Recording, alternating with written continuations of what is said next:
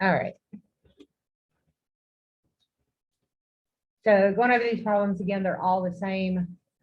Let me ask you this. Do you want to go over every single one of them? No. Which ones do you have questions for? Yeah, 5 and 8. Okay. Can you do 3 for me? So everyone. No, 3, 5, 8, 7. 3, 5, 7, 8. Yeah. Okay, I can do that. Sorry, I just don't want to waste your time. I'm just getting confused. Find the values of C that satisfy MDTD for 6 over x minus 3 on the interval 1 to 2. What do we do first? To do what? To find the y coordinate. Okay, so we have 6 over 2 minus 3. 6 over 2 is 6 over 2 is minus 3 is 0. The next one you have 6 over 1 is 6 minus 3 is 3. So then put it in your formula. So f of b minus f of a over b minus a gives us negative 3 over 1 or negative 3. Then we find the derivative and we plug in c. What's the derivative? I'm going to go ahead and write it this way. Sorry.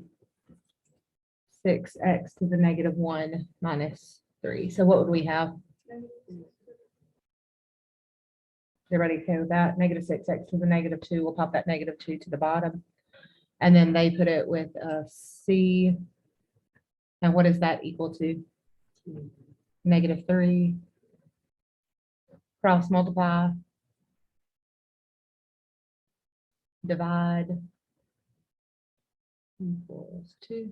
And then take the square root.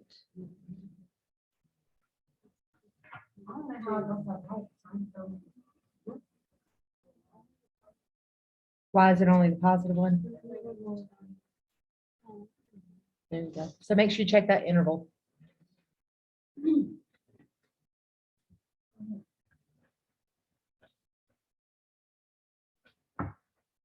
Everybody good? Number 5. Find the values of C that satisfy Rolle's theorem for x squared minus 8x plus 12 on the interval 2 to 6. So remember for Rolle's theorem, you plug in the values, it should give you 0, and then you set the derivative equal to 0. This is not, like, I ain't trying to be mean, but this is easier than the other ones. Like, you don't have to work really hard. So you're going to plug in 6 first. So 6 squared minus 8 times 6 plus 12. When you plug that in, it gives you 0. Then you're going to plug in 2. So 2 squared minus 8 times 2 plus 12 also gives you 0. So that shows you that Rolle's theorem will work. Rolle's theorem just says take the derivative. What's the derivative of that function? 2x minus 8 and set it equal to 0. They use a c. I don't care which one you use. I'm not going to be that picky about it. How do I solve? Add 8, divide by 2, and you get 4.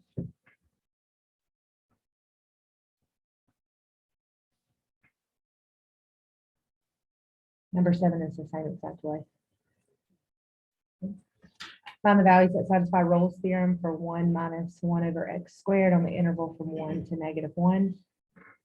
So we're going to plug in first 1 minus 1 over 1 squared. It's the same thing as 1 minus 1 or 0. 1 minus 1 over negative 1 squared is still going to be 1 minus 1 or 0. Negative 1 squared is positive 1. 1 over 1 is 1. So then you take the derivative. So right now we have 1 minus x to the negative 2. Take the derivative.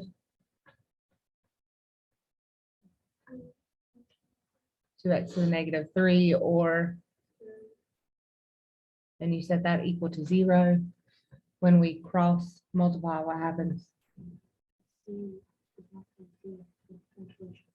We get 2 equals 0, which is no solution.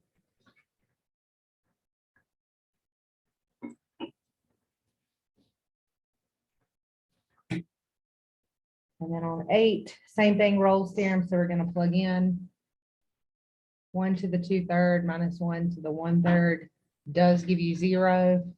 Plug in 0, which does give you 0. Then take the derivative and set it equal to 0. So what is your derivative of your first term, just the first term?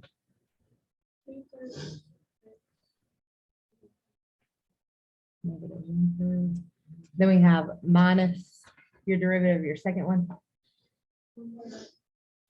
1/3 x to the -2/3. You're going to set that derivative equal to 0. I'm going to move this to the other side and clean it up. Everybody got it? Move it to the other side and clean it up. So this is 2/3 times the cube root of x. I moved it to the other side. 1/3 cube root of x squared.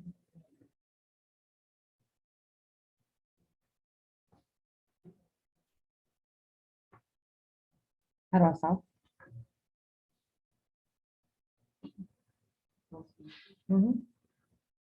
3 times 1 is cube root of x.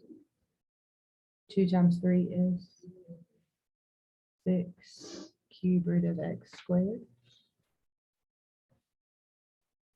Divide by 3. We get the cube root of x equals 2 the cube root of x squared. Trying to solve for x, so how do I get rid of that cube root? Put it to the 3rd power. That cancels out the cube, so you get x equals, what is 2 cubed? Cube root and cube cancels out, so you get x squared. Now, how do I solve that equation? From here, you should be fine. Move the x, so get it equal to 0. And then, how do I clean this up? Not divide, what? This right here. When I have an x squared and an x, what do I have to do? Factor it out. I can factor out an x. So this factor of x gives you 0. How would I solve this? How would I solve this? Add 1, divide by 8. Now, only one of these is your answer. Can you tell me why? What is 0? What happens when I have 0? What happens right here? Makes it undefined, or even in the problem, the 0, whatever. So this will not work because it causes an undefined. So your final answer is the 1/8. Any questions?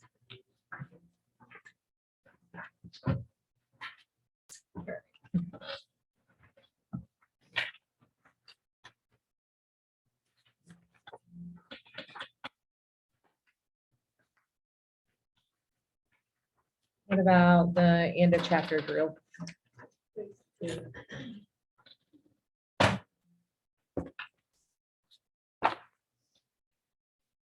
So what'd you get for 1? Does anybody need number 1? Okay. Number 2, we'll go over that in a minute. Number 3, what'd you get? Anybody need number 3? Number 4, what do we get?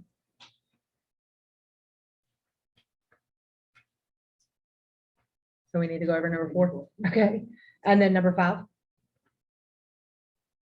Okay. I like how when I said what numbers do we need to go over, y'all were like, just 2. Just 2. But we really need 2, 4, and 5. All right, no worries. Find the equation of the line normal to y equals 4 secant 2x at x equals pi over 8. All right. So what do we do first? We only have our x coordinates, so we got to do what? Find the y coordinates. So y equals 4 secant 2 times pi over 8. Right. You ready?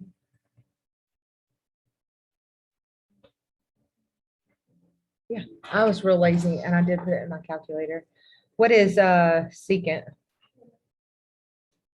So we did 4 parentheses alpha y equals 1 over cosine. What's this reduced to? Over 4. And we got this crazy number right here. I put that in right, 4 secant. Whatever, I think so. Okay. So let's look at our y coordinates. So what do you notice? Look at your answers. What are all your y coordinates? 4 square root of 2, whether they're positive or negative. What? Let's see, 4 square root 2. Something's, why is this weird? Oh, I know why. I know why. I'm a dummy. This will make it better. There you go. Is that right? Good. So it's got to be the positive, right? So this gives you 4 square root 2. Is everybody good with that? Positive 4 square root 2. So your coordinate pi over 8, 4 square root 2. After you get your y coordinate, what do you do then? Find the derivative. So let's find the derivative. What's your derivative of secant? So we're going to have 4. What's your derivative of secant? Secant x tan x. So instead, we're going to have secant 2x tan 2x. And then what do I have to do? Multiply by 2, the derivative of the 2x. Sorry, y'all. Simplify it. That gives me 8 secant 2x tan 2x. Then what do I do?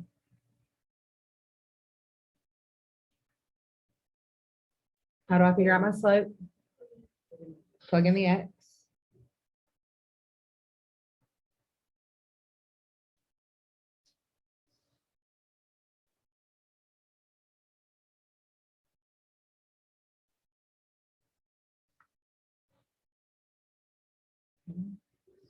Look at your slopes right now. Do I see them? It's either going to be 8 square root of 2 or 1 over 8 square root of 2. So I'll put this in my calculator. 8 what equals 1 over cosine, sorry, pi over 4 times tan pi over 4 equals 11.31. So that's going to be your 8 square root of 2. Is everybody good with that? 8 square root of 2. What's it asking us for? The equation of the normal line. So this is your regular slope. So what would my reciprocal slope be? We're gonna flip it over and change the sign. So change the sign and then make it a fraction on the bottom. All right, so then look at all of your answers. We're gonna have y minus your y coordinate 4 square root 2 equals your normal slope x minus pi over 8. So which one's your answer? D. Very good. All right. Number 4. Find the value of C. What was wrong with this one? What did you have? Like literally, I'm not trying to be. What did you have trouble on? Okay, so the first thing we do is what? So I'm going to plug the biggest one in first. What's 6 minus 4? 2 over 2 is? So this is going to be 1 minus. Then I'm going to plug in 2. 2 over 2 minus 4. What's 2 minus 4? Negative 2. 2 over negative 2 is? Over. our two values were 6 minus 2. What's 1 minus negative 1? 2. 6 minus 2 is? Or it gives you 1/2. What do we do now?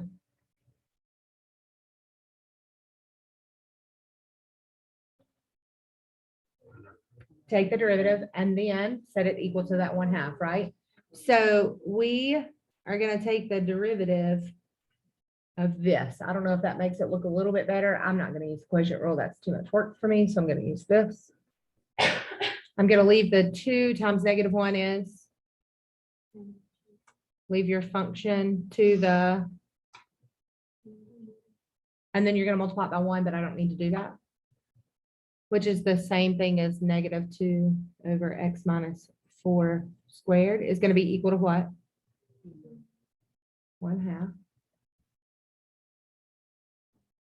Is everybody okay so far? Right. Cross multiply. I get x minus 4 squared equals negative 2 times 2 is negative 4. What happens now?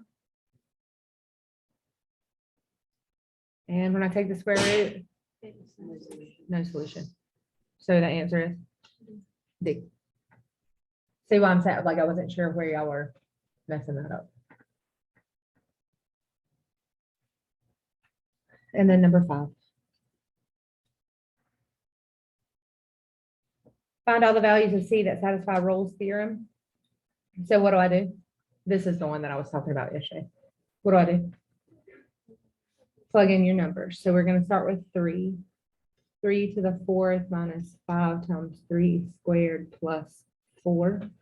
This actually gives you 40. Did everybody get that?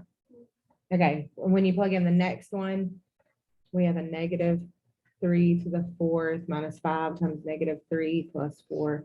You also get 40. Since they're the same, it's okay. All right, so don't let the 40s fool you. That's what I was trying to tell you yesterday. You still set the derivative equal to 0. This just means that they're equal and we're good to go. We can continue on with Rolle's theorem. If they were not equal, just do the mean value. Okay, so what's your derivative of this? We set that equal to 0. How do I solve this?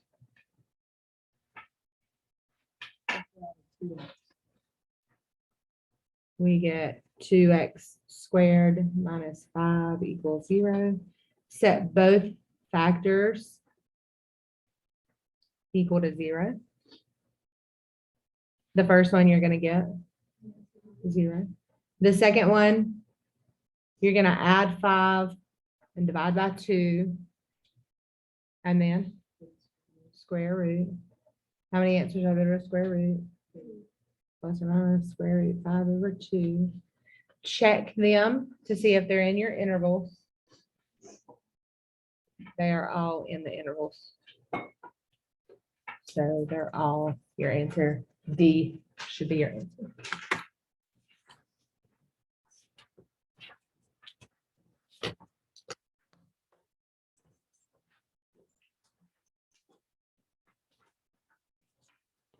Any questions, chapter 8?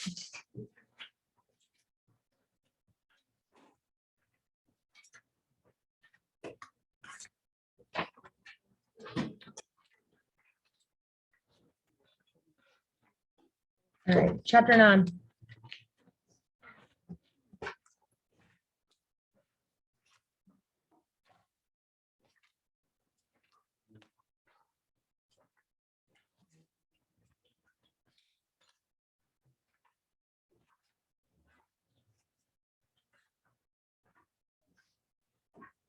All right. We're going to talk about max and min. You guys remember making that big chart where it's on the first derivative, and we talked about whether it's positive or negative, and if it made a max or a min, concave up, concave down, all of that. That's basically what this little section is going over, but it doesn't put it in the chart. It just kind of reviews it over again. So a max or a min of a function occurs at a point where the derivative of the function is 0 or where the derivative fails to exist.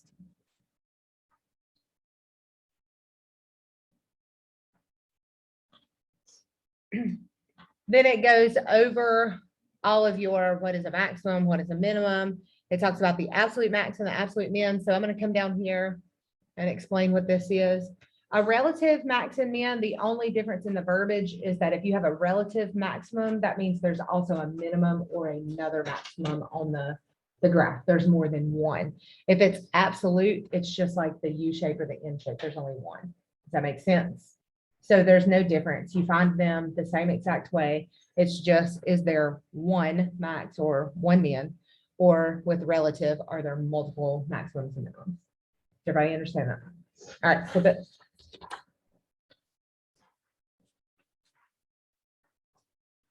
All right. If a function has a critical value at x equals c, then that value is a relative maximum. If f, double prime of c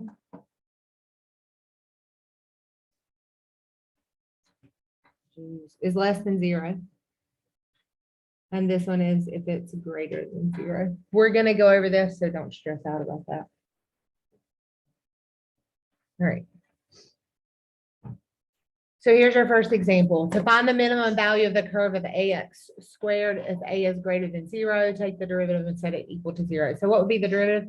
I don't like this example because there's not numbers in it, but the next one will have it. You will be fine. Okay. So if you get a little bit confused on this, so wait till the next one, it gets a lot better. Okay. And this is still taking derivative, easy stuff. This is nothing like this section looks really long, but it's not hard stuff. Okay.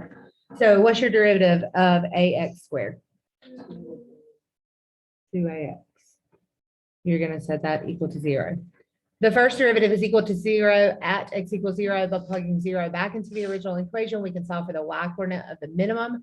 The y-coordinate is also 0, so the point is at the origin. Again, it doesn't make any sense, but when we do a problem with a lot of like numbers instead of letters, we're going to be fine. In order to determine if this is a maximum or a minimum, take the second derivative. So what would be the second derivative? The 2ax, what would be the derivative? Just 2a. We're going to move to the next page.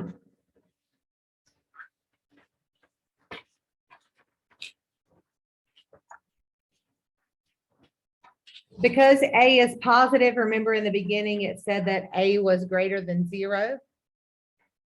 The second derivative is positive, and at the critical point, we obtained a minimum point. So if your derivative, when you plug in, and you'll see this in a minute, when you plug in and you get a positive value, that means it's going to be a minimum. If you plug in and get a negative value, that's what this next sentence says, then you would have a maximum. Okay, so let's do a real problem. A manufacturing company has determined that the total cost of producing an item can be determined by the equation where X is the number of units that the company makes. How many units should the company manufacture in order to minimize the cost? So these minimizing and maximizing problems are going to be on your final exam. Okay, this is how they usually do them. So anytime you see this, you know you're going to take the first derivative and then you're going to take the second derivative. So you're going to do double derivatives. Okay. The first one, take your first derivative and set it equal to 0. So what's your first derivative of this function right here? You're going to set that equal to 0. How do I solve that? And then divide by 16 and you get, it's 11. It's okay. Don't stress. This is one of your critical points. We talked about those critical points that we put into our chart. Okay. Again, nothing new. This tells us that 11 is a critical point of the equation. Now we need to figure out if this is a max or a min using the second derivative. What is the second derivative? So look at this 16x minus 176. It is positive. If we had to plug in an x, we would. On this one, we do not have to plug in. It's a positive. A positive means that it's a minimum. So because 16 is always positive, any critical value is going to be a minimum. Therefore, the company should manufacture 11 units in order to minimize its cost. So that's the whole problem. Is everybody good? All right, look at your next one. A rocket is fired into the air. There's your function. Find the maximum height. Be careful about this because it says maximum height. Which axis deals with height? The y. So we found these are x's that we're finding up here. We'll find y's by plugging back in. It's real simple. Okay, take the derivative of the function and set it equal to 0. What's the derivative of this?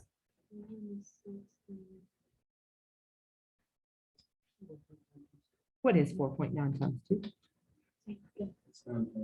Very good.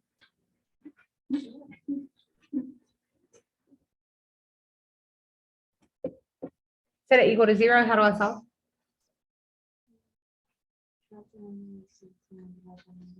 I'm gonna add the 1 or the 9.8 just so it's one less step, one less negative. It doesn't matter. What you said was perfect. And then divide by 9.8 and I get 20. This again is a critical point.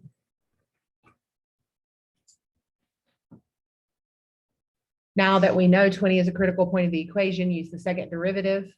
What would be the second derivative? Negative 9.8. If a positive is a minimum, a negative equals a max. This is always negative, so any critical value is a maximum. To determine the maximum height, you're going to plug in that critical point. So go back to the very beginning equation.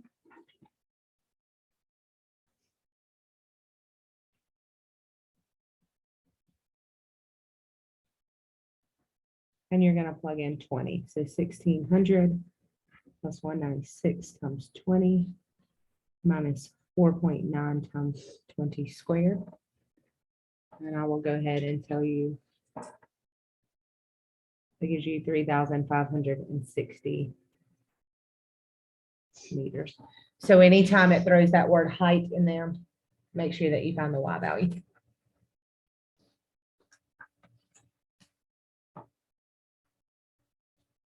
So what is the first thing that we do? Set the derivative equal to 0. What does that give us? Critical points. Then what do we do? Take another derivative, and that is telling you what? Whether it's a max or a min. So far, we've only had like singular numbers at the end, but sometimes you'll have expressions at the end, and we'll talk about how that works too. The technique is always the same. This is what I just went over with you. Take the derivative of the equation.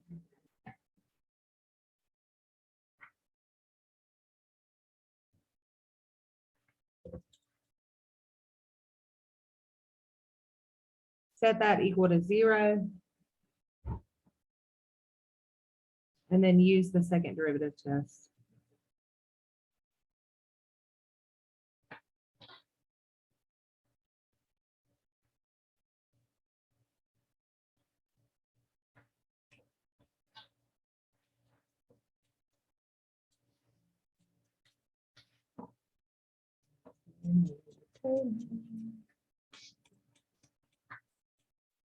There we go.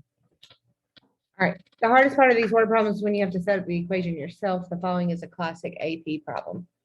All right, so this is what you're going to see. Instead of saying, hey, here's the equation, they're going to say, here's how you find the equation. Max wants to make a box with no lid from a rectangular sheet of cardboard that is 18 inches by 24 inches. The box is to be made by cutting a square of side X from each corner of the sheet and folding up the sides. Find the value of X that maximizes the volume of the box. So the first thing you should do is draw a picture. Okay, they're not going to give you the picture. They might, but I doubt it. Okay, I would very seriously doubt it. So you have one sheet of cardboard. They're going to cut out the corners so that they fold it up and they make an open top box. Does everybody understand that? If we cut, sorry, if we cut, what is that in math? Subtracting. So we take this 24. Yeah, we take these 24 and we cut out what? 2 X's. So that's exactly what you're. That's not fair. I was thinking of something completely different. So this little part right here is going to be 24. Subtract 2X because we cut 2 X's. So what would this little part be? Mhm. How tall is this box going to be?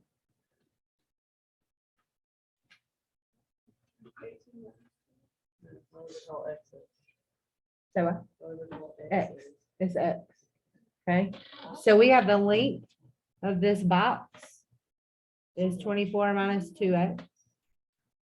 The width of this box is 18 minus 2X. And the height is going to be what Kaylin said, whatever X is. Sorry, I should have wrote it down here. So width. It's okay.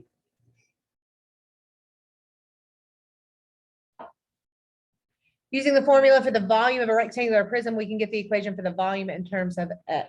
So it asks the volume. What's the volume formula?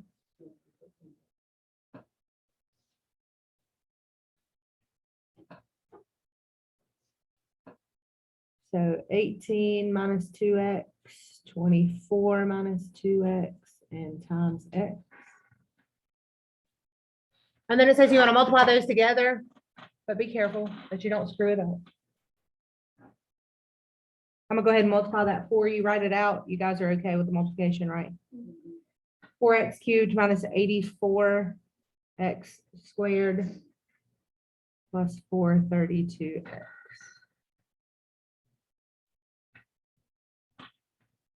And then take the derivative.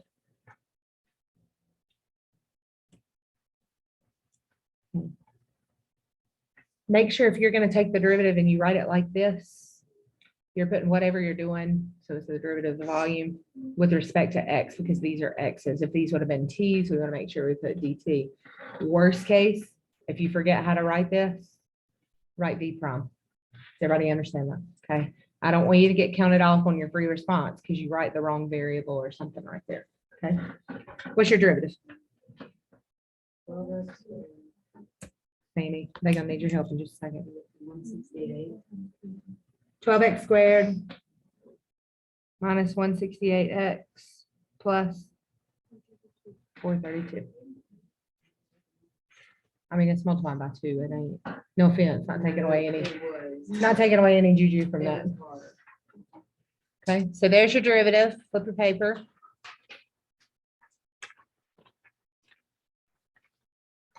We're gonna set that derivative equal to 0. 12x squared minus 168x plus 432 equals 0. What can I do? Blech. I have x squared next. Factor. What kind of factor have? Yeah, I can take out 12. I'm gonna try real hard to take out that 12 so I don't have to do slide and divide. And I can take out that 12. How do I know if I take out the 12? Divide them all by 12 and see if it works. Which is gonna suck if I don't have a calculator, but at the same time, you can do it. Do I have factors of 36 that'll add to negative 14?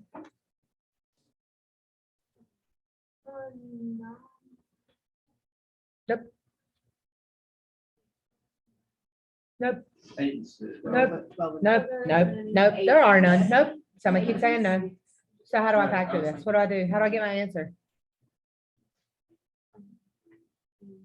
You don't. Yes, you do. No. If nothing's factorable. No. The 12 doesn't really exist in the problem anymore. So yes, you can divide it over, but it's not going to help you solve it really at all. How do I solve when I can't factor? Somebody knows it. Come on.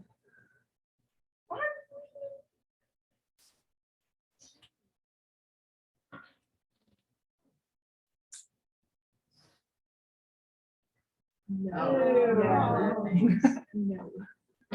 Yeah, I could like I just like literally killed you. That is exactly what happened. Now y'all know why everybody got ones on the last one.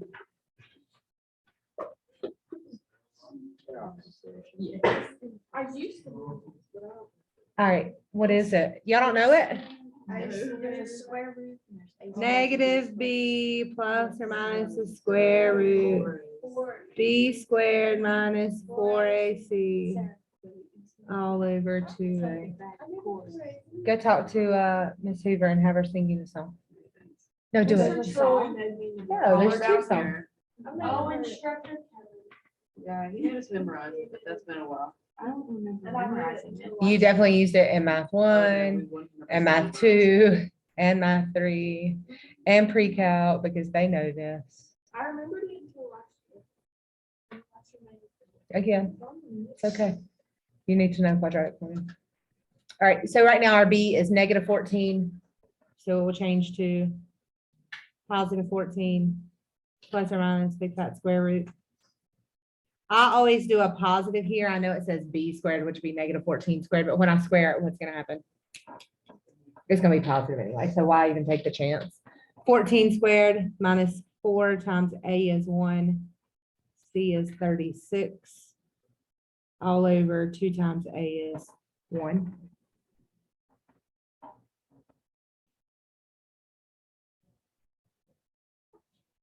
Underneath that square root sign, you're gonna get a 52, so 14 squared minus 4 times 1 times 36 is 52 over 2. What are your factors of 52?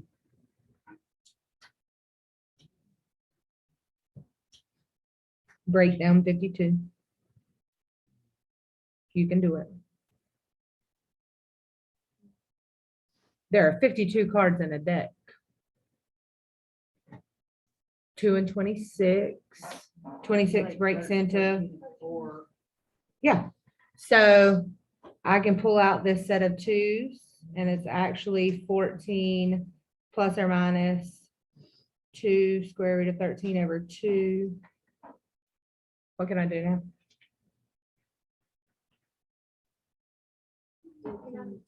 Yeah, take out a 2. Don't change your square root. It will not change ever, but all of these 3 numbers is a triangle of numbers. Reduces by what? 2. So this is going to turn into 7 plus or minus the square root of 13. When you put this in your calculator, and I split it up 7 plus, and the reason I'm doing this is because of what they write next. So I want you to know where their numbers are coming out. 7 plus the square root of 13 is 10.6, and 7 minus the square root of 13 is 3.4. These are what? Derivative, first derivative set equal to 0, give you critical points. Common sense tells us that you can't cut out 2 square pieces that measure 10.6 inches on the side. The sheet's only 18 inches wide, so I can't cut out 30 some. Everybody understand that? 20, blah, blah, blah, whatever.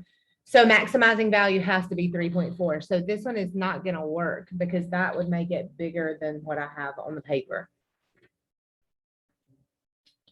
But here's the second derivative test just to be sure. So here's your first function right here, your first derivative. What's your second derivative? So d2v over dx squared. What's your second derivative? 24x minus 168.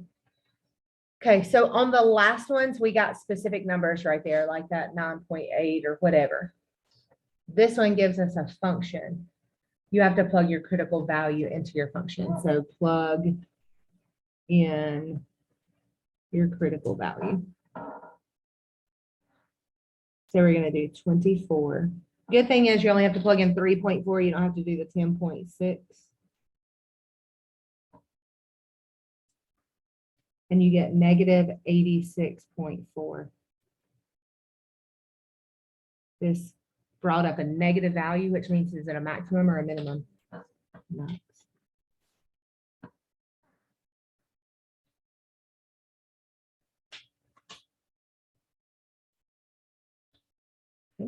So the volume of the box will be maximized when X is 3.4. Your 10.6 would have gave you a minimum. We don't have to worry about that. Therefore, the dimensions of the box that maximize the volume are, we had X equals 3.4. That's a comma. One of our dimensions was 18 minus 2x. When we plug in 3.4, we get 11.2. And then our other one was 24 minus 2 times x, but our x was 3.4, which gives us 17.2. Sometimes when the domain of the function is restricted, you have to test the endpoints of the interval as well. This is because the highest or lowest value of the function may be at the endpoint of an interval. The critical value you obtain from the derivative might be just a local max or min. So for purpose of the AP exam, however, endpoints are considered separate from critical values. So this one gives you the function, but then it gives you a range of values.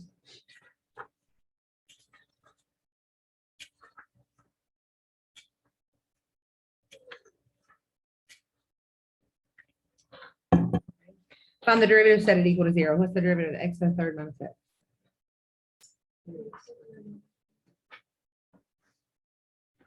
We're going to set that equal to 0. If you flip it over, it breaks it down like a lot. So we're going to solve that. So 3x squared minus 1 equals 0.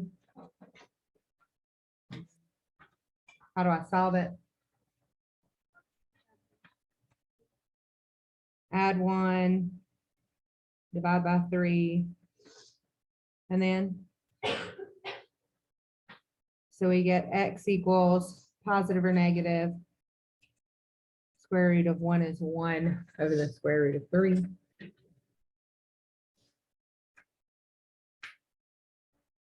What are those? Critical points. What do I do after I find the critical points? Take the second derivative. So where it says test the critical points, we take the second derivative. What's the second derivative of 3x squared minus 1?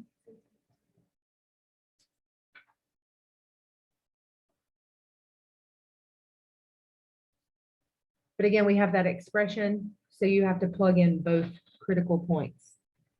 So 6 times 1 over square root of 3 and 6 times negative 1 over square root of 3. We don't necessarily need the value. We need whether it's positive or negative, right? So the top one is going to give you a positive, which means a minimum. The second one is going to give you a, which means a max. And again, you don't have to know the values, you just have to know whether it's positive or negative. So at x equals the positive 1 over square root 3, we have a minimum, that's what we have. And at negative 1 over square root 3, we have a maximum.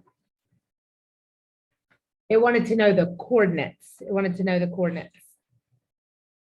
So we go back and plug in that to the very beginning equation. Are you guys good if I just give you the value?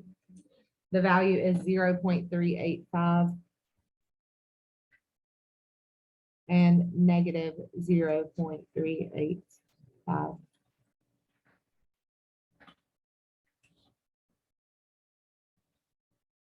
Right. Now it's time to check the endpoint. So there's one more step if they give you endpoints. So it says that x equals negative 3. Y is, we're going to plug it into our original equation. That's what we did just a second ago. Minus negative 3 would be plus 3. And that's going to give us negative 24. And then at positive 3, which would be 3 squared minus 3, we get a positive 24. We can see that the function actually has a lower value at x equals negative 3 than at its minimum. So what they're doing is comparing these 2 points. So your minimum was this point right here, this one at the end. So if we look, negative 24 is lower than negative 0.385. So everybody understand that's what it's comparing. When x equals 1 over square root 3. Similarly, the function has a higher value, same thing, 24 is higher than 0.385. This means that the function has a local minimum at x equals square root of 3, because it's just kind of in there somewhere, but it has an absolute minimum when x equals negative 3. That's your very lowest point. It's the absolute lowest. Same thing with the maximum. Okay. Look at your next one. A rectangle is to be inscribed in a semicircle with a radius of 4 with one side on the semicircle's diameter. What's the largest area this rectangle can have? Go ahead and flip it over because it's all drawn out for you on the next page.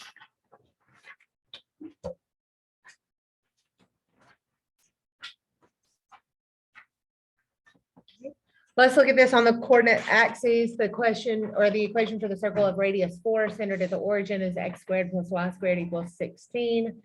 A semicircle has the equation y equals the square root. Our rectangle can then be expressed as a function of x, where the height is square root of 16 minus x squared, and the base is 2x. See the following figure. So again, it shows that this is x, so the full base of this rectangle is 2x.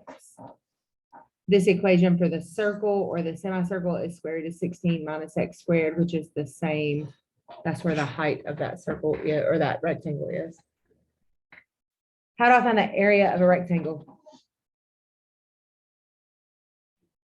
Length times width. In this case, we're going to do base times height. So what it tell us our base was? 2x. What it tell us our height was?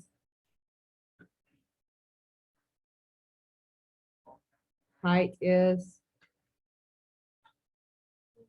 square root of 16 minus x squared. So then here's your function. How do we take the derivative of this?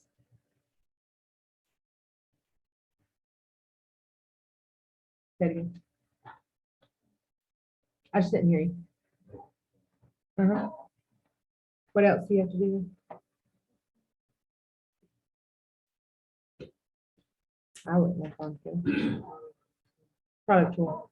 So when we find this derivative, I'm going to go up here to the top so that we have room because there's not enough room right there. And I'm going to change it to 2x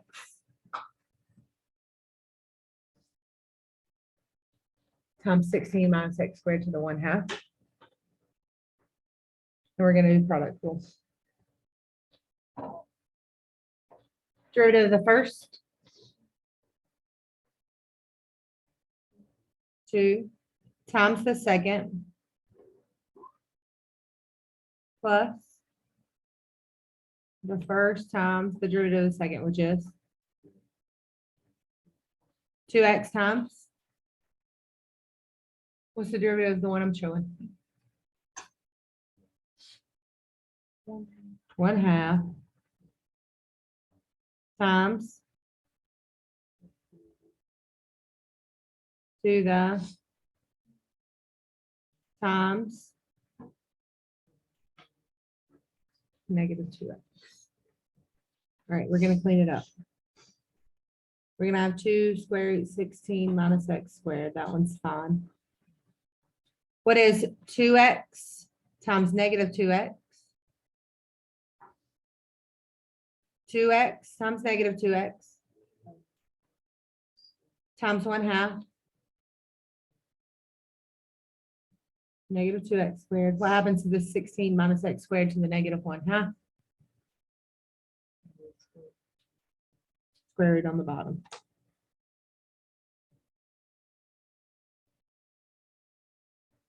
So I'm going to rewrite it down here.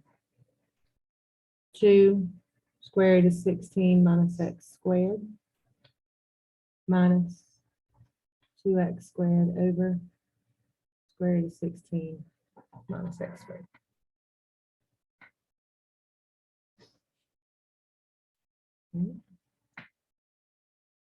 Then what do I do?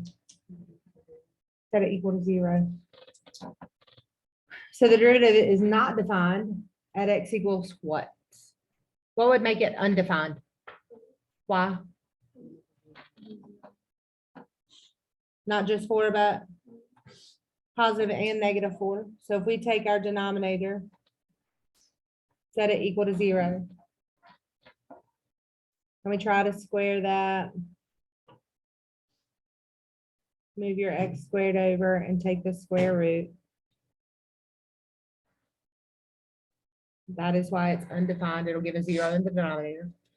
Setting the derivative equal to 0, we get, so 2 square root of 16 minus x squared minus 2x squared over the square root of 16 minus x squared equals 0. I'm gonna add my 2x squared to the other side.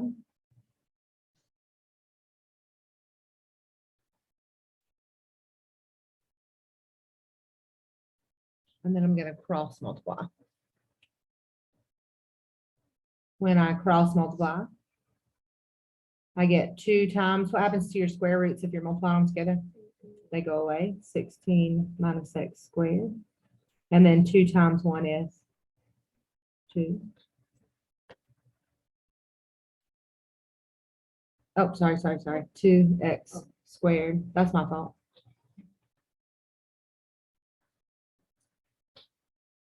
What do you do now?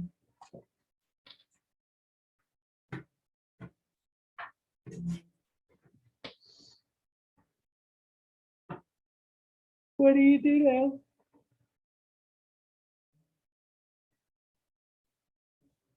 now? And I get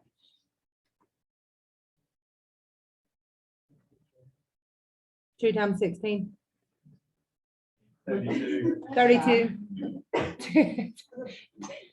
2 times negative x squared equals 2x squared. I only have x squared, so I'm just gonna move my x squares together and solve. I don't have to factor. So I'm gonna add 2x squared and I'm gonna get 4x squared. We're gonna divide by 4. We get x squared equals 8. And then we're gonna take the square root.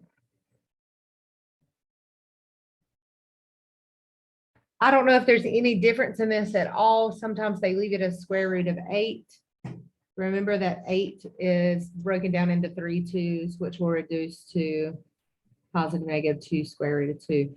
I'll take either one. It's fine. I don't know if the AP exam would care either way. All right. Now, the reason I showed you both, one problem, I think one problem they leave it, this one they leave it as a square root of 8, and then another problem they break it down. So I want to make sure that you know how to break those down. All right, know that the domain of the function is -4 to 4. Why is that? Because we go from -4 to 4 right there on our graph.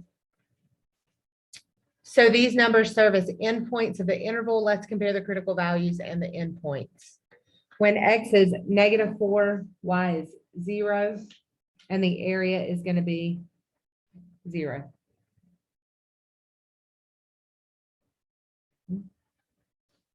One more time, our area up here, if we plug in 4, we get a 0 underneath the square root. 0 times anything is 0. Does everybody understand where the area comes from? If I plug in -4, -4 squared is 16. 16 minus 16 is 0. 0 times anything is 0. So the area is also 0 right there. When I plug in the square root of 8, why can't I use the negative square root of 8? I can have a negative distance or a negative length, negative width. Does everybody understand that? All right. So when I plug in regular square root of 8, I get square root of 8. So when I go back up here and I plug in 2 times the square root of 8, square root of 16, I'm going to go ahead and just put -8. Okay, so the square root of 8 squared is going to be 8. I get 16. Flip your paper. Thus, the maximum area occurs where?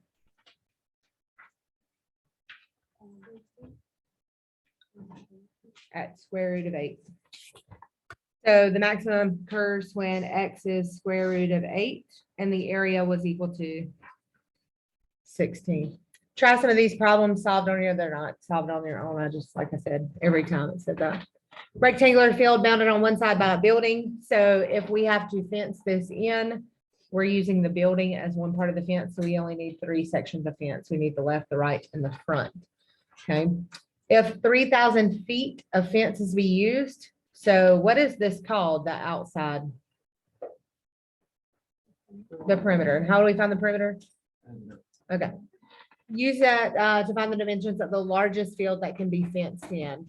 First, let's make a rough sketch of the situation so you guys see it. Remember, this is not included at all. The building does not get included in the cost or the fencing. All right, if we call the length of the field Y and the width of the field X, the formula for the area of the field becomes, what is the area going to be? How do I find the area of this figure? X, Y, yep, X times Y. The perimeter of the fencing, you said we added all up. What are we adding up?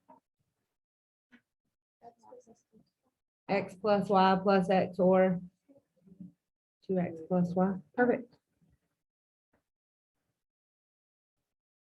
But we already know what the perimeter is, right?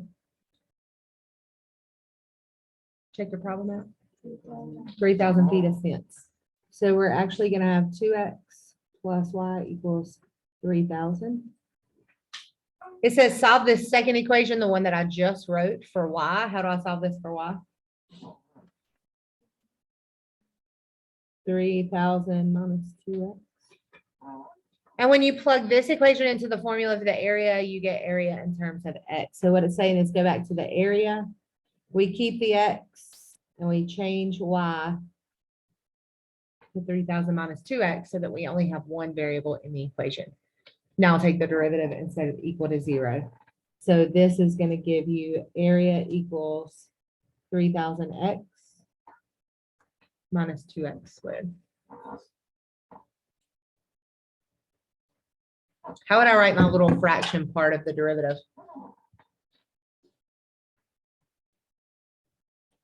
My little fraction that shows the derivative that I'm taking the derivative. Like on the last one I did like dv over dx, whatever. Why is it over dx? That's the variable that we're using. If it were t inside, we use t. Okay. Derivative is?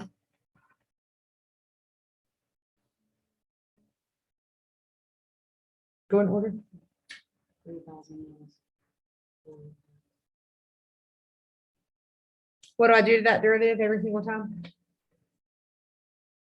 I'm going to move my 4 over, divide by 4, and we're going to get 750.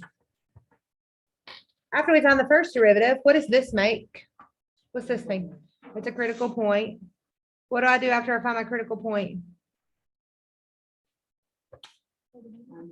Find the second derivative. Find the second derivative. Let's check to make sure it's a maximum. Find the second derivative. So we had 3,000 minus, I can't remember what it was, 4x. So d squared a over dx squared equals, what is special about that? It is a negative value, which makes a maximum. Because we have a negative result, x equals 750. Why did we use 750? It's the critical point, is a maximum. Finally, if we plug 750 in for x and solve for y, so our equation in the beginning was 3,000 minus 2x. 3,000 minus 2 times 750 is going to give us 1,500. We find that y is 1,500. So your largest field measure would be 75 feet by 1,500 feet. I think I said 75, should be 750. Sorry, y'all. Ooh.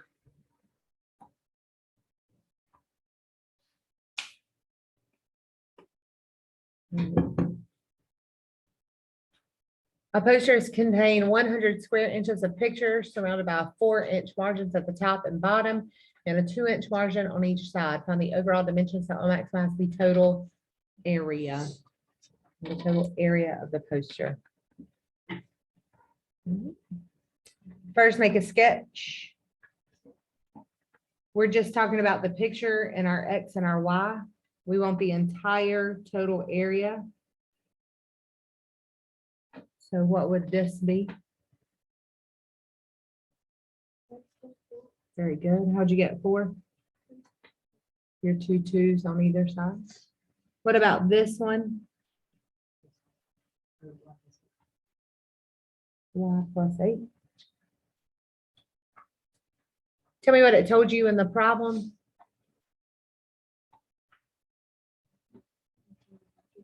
Uh-huh. So what does this mean? The area of the photo? How do I find the area of the photo based off of this picture?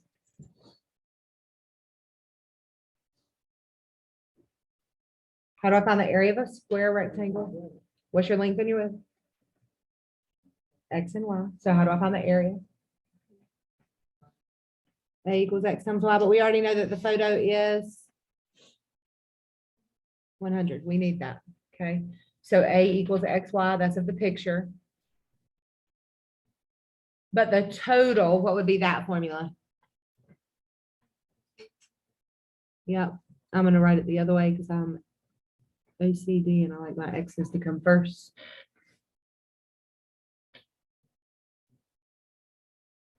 Then you're gonna expand that second equation. We're looking for the total, so we're gonna work with that.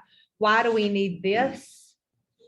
Why can't we work with this by itself? Why do we need something to help us out? Because we have an X and a Y, so I need to figure out how to get rid of one of those values. Doesn't matter which one you get rid of, okay? We're trying to solve for X, so it'd be better to get rid of Y, all right? So expand this out for me. What am I gonna get? How do I multiply this out? X times Y or XY.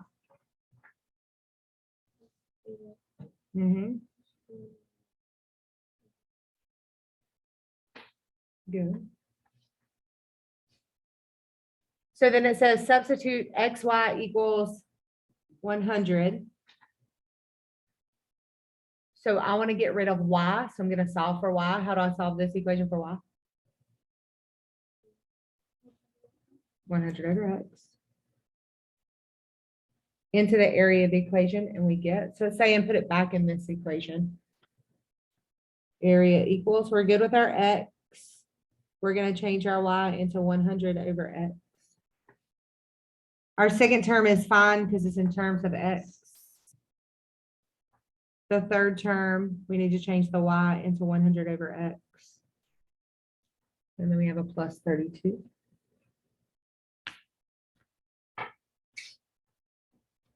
Simplify this out. What do we get?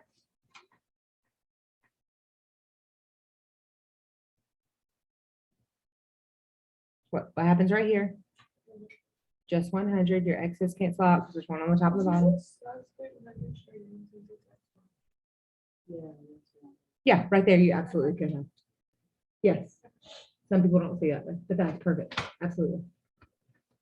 And then what do you have right here? 400 over X. And then 32. What are we going to have to do to this equation? Take the derivative. So I'm going to fix this up just a little bit more. 100 plus 8X plus 400. Hold on. X to the -1 equals, I'm sorry, plus 32.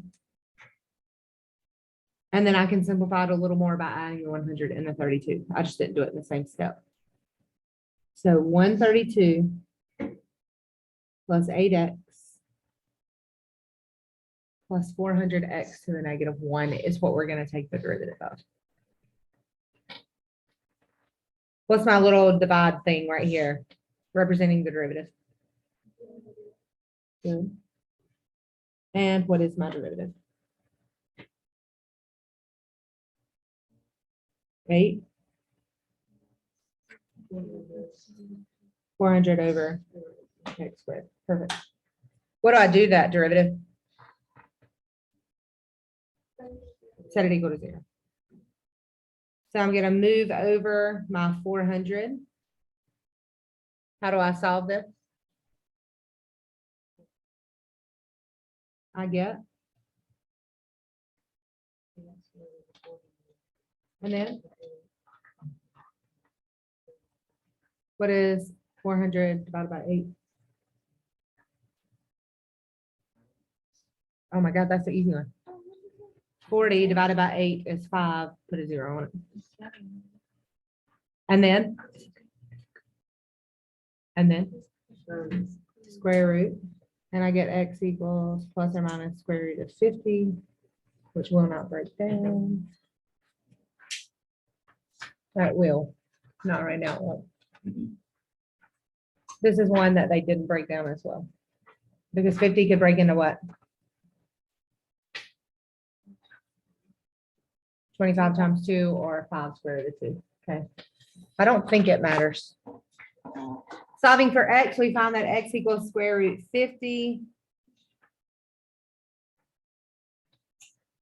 Now we solve for y by plugging in x equals to square root of 50 into the area equation. What was our area equation? The easy one. XY equals 100. Why do I not want to use the other one? It's just harder equation. This one's super easy. It doesn't matter which equation you plug into so that you can solve for y. We said that y was 100 over x or 100 over the square root of 50. We don't like square roots in the bottom, so what do we multiply by?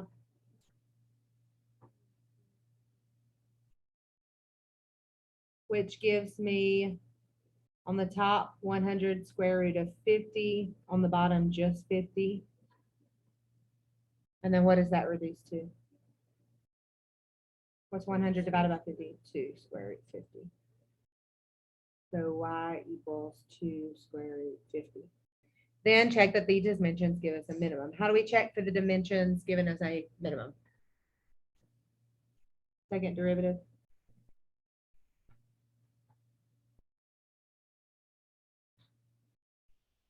So our equation was negative 400 over x squared plus 8. I can change that to negative 400 x to the negative 2 plus 8. What does that give you?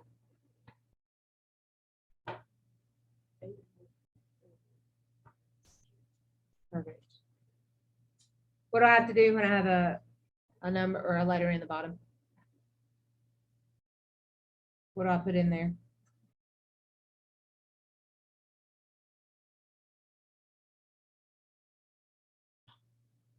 What do I plug in there? Your critical value. What was our critical value? What is our x square root of 50? So we're going to do 800 over the square root of 50 cubed. Doesn't matter what the value is. What does it matter? Is this going to be positive or negative? Positive means a minimum. So this is positive when x is positive, so the minimum area occurs when x is square root 50. Thus, the overall dimensions of the the poster are overall dimensions. What was our formula for that? Go back. We said it in the very beginning. What were our total? X plus 4 times y plus 8. So what was our x?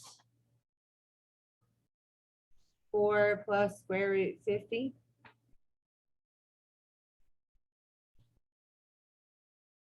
And then